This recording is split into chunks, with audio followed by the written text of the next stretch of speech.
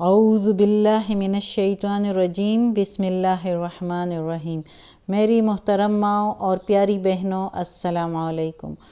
آج ہم انشاءاللہ تلاوت کریں گے اپنے اگلے سبق کی، جو کہ ہے سورہ نساء کی آیت نمبر 29 اور 30 اور 31 انشاءاللہ، یعنی 29، 30 اور 31۔ تو انشاءاللہ تلاوت کرتے ہیں۔ اس سے پہلے چینل کو سبسکرائب کریں اور بیل کے آئیکن کو کلک کریں تاکہ اگلی ویڈیو آپ کو آسانی سے ملتی رہیں۔ تو شروع کرتے ہیں۔ اعوذ باللہ من الشیطان الرجیم، بسم اللہ الرحمن الرحیم۔ یا ایہا الذین آمنوا، اے ایمان والو، اے ایمان والو، یا وہ لوگ جو ایمان والے ہیں۔ الذین کے میننگ جو ایمان والے ہیں۔ لا نہیں، تأکلوا تم کھاؤ۔ اگر یأکلوا ہوتا تو وہ کھائیں، اور لیکن تأکلوا ہے تو تم کھاؤ، نہ تم کھاؤ۔ اموالکم تمہارے مال، بینکم آپس میں تمہارے، بالباطل ناحق، نہ کھاؤ تمہارے مال آپس میں ناحق، الا مگر ان یہ کہ تکونا تم ہو تجارتاً تجارت میں، ان سے ترادن رضامندی سے، رضامندی میں، منکم تمہارے میں سے، تم میں سے، یعنی اگر سوائے اس کے کہ اگر تم آپس میں رضامندی سے تجارت میں ہو، آپس کی رضامندی میں، تو اس میں پھر اگر کھاؤ تو کوئی بات نہیں۔ ولا واو کے میننگ ہے اور، لا کے ہے نہیں۔ تقتلوا تم قتل کرو، انفسکم اپنی جانوں کو، یا آپس میں ایک دوسرے کو، نہ تم قتل کرو آپس میں ایک دوسرے کو۔ ان اللہ بے شک اللہ تعالیٰ، کانا ہے، بکم ساتھ تمہارے، رحیمہ مہربان۔ اب اس آیت میں اللہ تعالیٰ جو ہے کہتا ہے کہ تم آپس میں ایک دوسرے کے مال ناحق نہ کھاؤ۔ ناحق مال کا مطلب یہ ہے کہ چوری کرنا، یا دھوکے بازی سے، یا جھوٹ بول کے کسی سے مال لینا، یا جو ہے یہ جو سود لے کے کھانا کسی سے، یہ سارا کچھ جو ہے نا، یا چھین کے کسی سے کھانا، کسی کا مال کھا لینا، تو یہ سارا جو ہے یہ ناحق کھانا ہو گیا آپس میں کسی کا مال، یعنی آپس میں بھائیوں کا، یا آپس میں کزنوں کا، یا آپس میں مسلمانوں کا، جو بھی ہے، مسلمان بھی آپس میں بھائی بھائی ہے۔ تو اس لیے اللہ تعالیٰ نے کہا کہ آپس میں ایک دوسرے کا مال ناحق نہ کھاؤ۔ ناحق کا میننگ میں نے آپس کا مال کھانے کا میں نے بتا دیا، یعنی کس طرح ہوتا ہے کہ یعنی چوری سے، یا ڈاکے سے، یا دھوکے بازی سے، یا چھین کر، یہ سارا کچھ جو ہے یہ، یا جھوٹ بول کر کسی سے لے لینا کسی کا مال اور غائب ہو جانا، تو یہ سارا جو ہے ناحق مال کھانا ہو گیا۔ ہاں، سوائے اس کے اللہ تعالیٰ کہتا ہے کہ اس طرح تم ایک دوسرے سے کھا سکتے ہو اگر تم آپس کی رضامندی سے ایک آپس میں تجارت میں ہو، تو آپس کی رضامندی سے تم پھر کھا سکتے ہو، کہ اگر تمہاری تجارت ایک ہو اور تم لوگوں نے آپس میں مشورہ اور فیصلہ کیا ہوا ہے، عہد کیا ہوا ہے، تو پھر تم کھا سکتے ہو۔ اور آگے اللہ تعالیٰ بتا رہا ہے کہ نہ تم قتل کرو آپس میں ایک دوسرے کو، اپنی جانوں کو، یعنی آپس میں ایک دوسرے، کیونکہ مسلمان آپس میں ایک جان ہیں،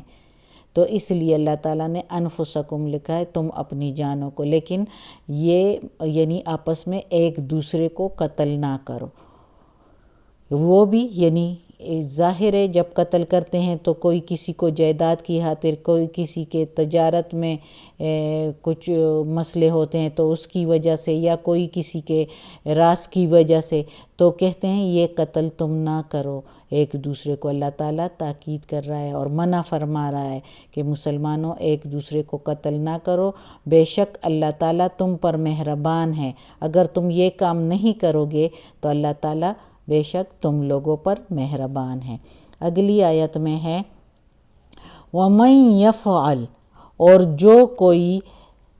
کرے گا، عمل کرے گا، ذَلِکَ، اس طرح کا، یعنی جو پچھلا گزر گیا، یعنی اللہ کی نافرمانی کرے گا اور پھر بھی ایسے کرے گا، ناحق مال بھی کھائے گا اور قتل بھی کرے گا، عدواناً، دشمنی سے، زیادتی سے، وظلماً، اور ظلم سے، فسوف، پس ان قریب، فا میننگ پس، سوف ان قریب، نصلیہ، داخل کریں گے اس کو، نصلی، داخل کریں گے، ہی، اس کو، نارن، آگ میں، پس ان قریب داخل کریں گے اس کو آگ میں، استغفر اللہ، وکانا، اور ہے، ذالک، یہ، علی اللہ، اللہ پر، یسیرا، آسان، اللہ پر یہ کوئی مشکل نہیں ہے۔ اب اس آیت میں اللہ تعالیٰ مزید ڈرا کے کہہ رہا ہے، پہلے مہربان بھی کہا ہے کہ اگر تم ایسے نہیں کرو گے تو میں اللہ بہت مہربان ہے، وہ تمہارے لیے بہت کچھ آسان کر سکتا ہے اور بہت کچھ تمہارے مال اور جان میں برکت ڈال سکتا ہے، لیکن اگر تم ایسے کرو گے، دشمنی سے، زیادتی سے، ظلم کر کے اپنے مسلمان بھائیوں کا گھر خراب کرو گے، ان کی قتل کرو گے، ان سے دھوکہ کرو گے، تو پھر تیار ہو جاؤ، میں نے تو تم لوگوں کے لیے آگ تیار کی ہے۔ پھر یہ نہیں کہ تم لوگ کہو گے کہ مسلمان جو ہے وہ جنت ہی میں جائیں گے، جب کلمہ پڑھ لیا، اس نے مذہب مسلمان کا ہے تو وہ دوزخ میں نہیں، آگ میں نہیں جائے گا، وہ جنت ہی جنت میں جائے گا، لیکن نہیں، اگر ایسے نافرمانی کرو گے تو آگ میں پھر بھی داخل کیے جاؤ گے۔ یہ اللہ تعالیٰ مسلمانوں کو کہہ رہا ہے ادھر کہ پھر بھی ان قریب تمہیں آگ میں داخل کیا جائے گا اور اپنے کیے کی سزا تم بھگتو گے، اور یہ اللہ پر آسان ہے، اللہ کو کوئی نہیں روک سکتا اس سے۔ اگلی آیت میں ہے ان تجتنبو، اگر تم بچتے رہو، کبائر، بڑے، یعنی بڑے گناہوں سے، ما، جو، تنہونا، تم باز رکھو، عنہ، اس سے، نکفر، تو ہم ہٹا دیں گے، عنکم، تم سے، سیئاتکم، تمہاری چھوٹی گناہیں، سیئاتکم، چھوٹی گناہیں، وندخلکم، اور ہم داخل کریں گے تم کو، اور ندخل، ہم داخل کریں گے، تم کو، مدخلاً، کریما، عزت والے مقام پر، عزت والے مقام میں داخل کریں گے تم کو، کریمہ، عزت والے، مدخلاً یعنی داخل ہونے والی جگہ، یعنی عزت والی جگہ پر آپ کو داخل کریں گے۔ اب اس آیت کا کافی اس کے اندر بات ہے جو سمجھانی ہوگی کہ کس طرح چھوٹی گناہیں اللہ تعالیٰ معاف کرے گا اور کیسے بڑی گناہ سے پکڑن ہوگی۔ تو یہ ہے کہ اس میں یعنی اللہ تعالیٰ جو کہہ رہا ہے کہ بڑی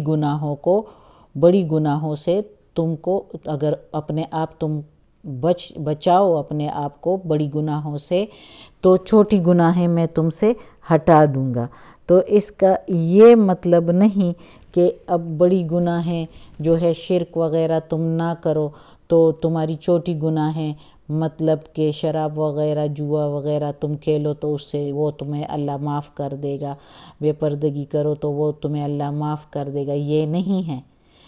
چھوٹی گناہوں کا مطلب یہ ہے اور بڑی گناہ کا مطلب یہ ہے کہ جیسے فار ایگزامپل اب تم ایک بڑی گناہ کا سوچ رہے ہو کہ میں کہیں پر ڈاکہ ڈال رہا ہوں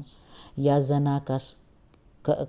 کرنے لگا ہوں، تو زنا کا تو چھوڑو، ہم ادھر ڈاکے کی بات پر آپ لوگوں کو سمجھا دیتی ہوں کہ اگر آپ سوچ رہے ہیں کہ میں ڈاکہ ڈالنے لگا ہوں کسی کے گھر پر، اب کسی کے مال پر تمہاری نظر ہے اور تم نے سوچا کہ میں اس پر جو ہے ادھر ڈاکہ ڈالوں گا، اور پھر تم نے پلان بھی بنا دیا، تین بات گناہ کے ہو گئی۔ پہلے تم نے سوچا، پھر پہلے تم نے اس کی دولت پر نظر ڈالی، پھر تم نے سوچا کہ ڈاکہ ڈالتا ہوں، پھر تم نے جو ہے پھر یعنی میں بھی اس میں آ سکتی ہوں، اللہ بچائے ایسے کاموں سے۔ پھر ہم سوچتے ہیں کہ پلان بناتے ہیں، تو 3 گناہ آپس میں ہو گئی یہ۔ اور پھر جب ہم جاتے ہیں ڈاکہ ڈالتے ہیں تو وہ ڈاکہ ڈالنا جو ہے وہ بڑا گناہ ہو گیا، یہ بڑا گناہ ہو گیا۔ اور یہ جو ہم نے نظر ڈالی کسی کی دولت پر، کسی کے مال پر، اور پھر سوچا اس کے بارے میں کہ ڈاکہ ڈالتے ہیں، اور پھر پلان بنا دیا کہ اس طرح پلان کرتے ہیں، تو یہ گناہ ہے۔ اگر ہم اس ڈاکہ ڈالنے سے منع ہو جائیں، یعنی ادھر جاتے ہیں ڈاکہ ڈالنے کے لیے، اور راستے میں جو ہے ہمیں کچھ ایسے خیالات یا کوئی ایسا موقع مل جاتا ہے جس کی وجہ سے ہم کہتے ہیں کہ نہیں، ہم یہ ڈاکہ نہیں ڈالتے اللہ کی رضا کے لیے، ہم اللہ کے دوسرے مسلمان بندوں کو کیوں تنگ کریں، وہ بھی ہمارے مسلمان بھائی ہیں، تو ہم ایسا کیوں کریں۔ تو جب آپ نے ایسا سوچ لیا اللہ کی رضا کے لیے تو وہ ڈاکہ نہیں ڈالا، تو جو پچھلے چھوٹی گناہیں تھی جو تم نے نظر ڈالی کسی مسلمان بھائی کے دولت پر، مال پر، اور پھر اس کے لیے سوچا ڈاکہ ڈالنے کے لیے اور پلان بنایا ڈاکہ ڈالنے کا، تو وہ جو چھوٹی گناہیں ہیں وہ تمہاری معاف ہو گئی، تو وہ معاف ہو گئی۔ اور چونکہ تم نے اللہ کی رضا کے لیے ایسے کیا تو اللہ پھر داخل کریں گے تم کو عزت والے مقام پر۔ یہ اس کا مطلب ہے کہ تم سے ہٹا دیں گے، تم سے تمہاری چھوٹی گناہیں، چھوٹی گناہیں سیئاتکم کے کہتے ہیں، تمہاری چھوٹی گناہیں، اور کبائرہ بڑی گناہ جو تم سرزد کر جاتے ہو، یعنی ڈاکہ کر جاتے ہو یا زنا کر جاتے ہو، وہ بڑی گناہ ہو جاتی ہے۔ اور اس کے لیے سوچنا اور اس کے لیے پلان بنانا، نظر ڈالنا، یہ سارا کچھ جو ہے یہ چھوٹی گناہیں ہو جاتی ہے، یہ معاف کر دیتا ہے پھر، کیونکہ تم نے وہ سب کچھ اللہ کی رضا کے لیے چھوڑ دیا، اور پھر اللہ تمہیں اس کا صلہ دیں گے کہ تم نے اپنے آپ کو بچا لیا، اپنے آپ کو روک دیا، اپنے آپ پر قابو پا لیا، اپنے نفس پر، اور تم نے اللہ کی رضا کے لیے یہ سب کچھ نہیں کیا، غلط نہیں کیا، تو اللہ معاف کرنے والا مہربان ہے اور تمہیں عزت والا مقام دے گا۔ اور اللہ کی ظاہر ایسا کر لینا وہی بندہ کرے گا جو پھر اللہ کی رضا کے لیے اللہ کی عبادت بھی کرے گا، تو پھر اللہ اس کو عزت والے مقام میں داخل کرے گا۔ صدق اللہ العظیم۔ آج کا سبق ختم ہوتا ہے۔ اللہ ہمیں توفیق دے کہ اس قرآن مجید کا ترجمہ ہم مکمل کر لیں اور اس پر عمل کرنے کی توفیق دے اللہ تعالیٰ۔ اللہ ہمیں، ہمارے والدین کو، ہماری اولاد کو، یا رب العالمین، یا مالک یوم الدین، یا علی کل شیء قدیر، یا غفور الرحیم، یا اللہ، یا رحمان الرحیم، یا پروردگار، ہمیں، ہمارے والدین کو، ہماری اولاد کو، ہمارے بھائی بہنوں کو، ہمارے گھر والوں کو، میری استانی آپی جان کو، ہم سب کی استادوں کو، ہم سب کے استادوں کو جو سن رہے ہیں، دیکھ رہے ہیں یہ سبق، تو ان سب کے استادوں کو یا اللہ، اور ہم سب کے گھر والوں کو اور ہمارے رشتہ داروں کو، کل مومن مسلمانوں کو جنت فردوس میں جگہ عطا فرمائے یا اللہ، دوزخ کے عذاب سے بچا یا اللہ، قبر کی سختی آسان فرما اور وقت نزاع کی سختی بھی آسان فرما یا اللہ، ہمیں عافیت والے معاملات دے اللہ، پریشانیاں، بیماریاں اور تکالیف ہم سے دور کر دے یا اللہ، ہمیں اپنے نیک اور صالح لوگوں میں شامل کر دے، آمین ثم آمین۔